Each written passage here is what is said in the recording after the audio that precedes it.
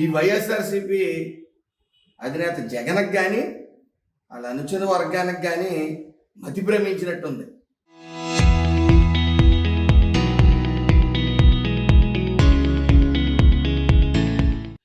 సభ్య సమాజంలో ఏం మాట్లాడాలని కానీ అసలు వాళ్ళు ఏం మాట్లాడుతున్నారో కూడా తెలియకుండా స్పృహ తప్పి మాట్లాడుతూ ఉన్నారు. అసలు అంబటికి వయసు వచ్చింది, నీకు బుద్ధి ఉందా? అచ్చోసిన ఆంబోతులాగా నీ ఇష్టం వచ్చినట్టు మాట్లాడితే చెల్లుతుంది అనుకుంటున్నావా? వయసు వచ్చింది ఎందుకురా ఎధవా అని అనాలని ఉన్నప్పటికీ మా పార్టీకి కొన్ని సిద్ధాంతాలు ఉన్నాయి. దాని మీదట నీ భాషలోనే మేము తిట్టాలంటే నరం లేని నాలికి కాబట్టి ఇటన్నా తిరుగుతుంది.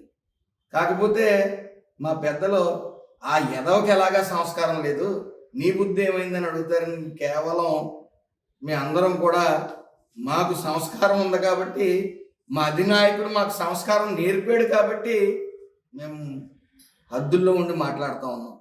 కానీ బోర్డర్ లైన్ దాటి ఆడవాళ్ళని మాతృమూర్తిని తిట్టే సంస్కారం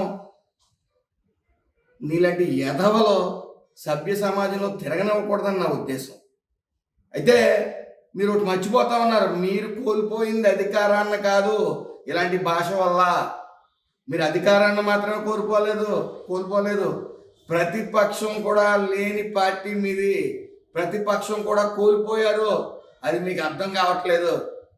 రోడ్ సైడ్ పక్కన తిరిగే బేవర్స్ గడ్లా మాట్లాడుతూ ఉన్నాను. నువ్వు నోరు సంభాళించుకో. కడుపుకి అన్నం తింటున్నావా, అశుద్ధం తింటున్నావా? ఏం మాట్లాడతావు నీకు అర్థమవుతా ఉందా? ఎదవా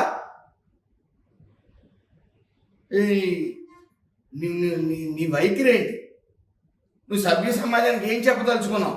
అంటే ఈ బూతులు తిడితే జగన్ మెప్పు కోసమా? ఇవన్నీ ఏం జరిగిపోయిందని నువ్వు ఆ భాష మాట్లాడడానికి కారణం? సంస్కారహీనుడా. ఈ సభ్య సమాజం కాదు, నీ ఇంట్లో వాళ్ళు కూడా అంటారు ఇలాంటి వ్యాఖ్యల వల్ల. గుర్తుపెట్టుకోవాలంటే కోసి కారం పెడతాం నీ నాలిక్కి. భాష సరిగ్గా మాట్లాడు. ఇలాంటి వైఖరి ఎవడో నీ ఇంట్లో వాళ్ళు కూడా నిన్ను అంటారు, అది గుర్తుపెట్టుకో. సంస్కారహీనుడా, దరిద్రుడా. Local to global news at your finger tips. మీ చేతిలో ఒక ఆయుధం. Download Raw TV app. Media legend Ravi Prakash is back.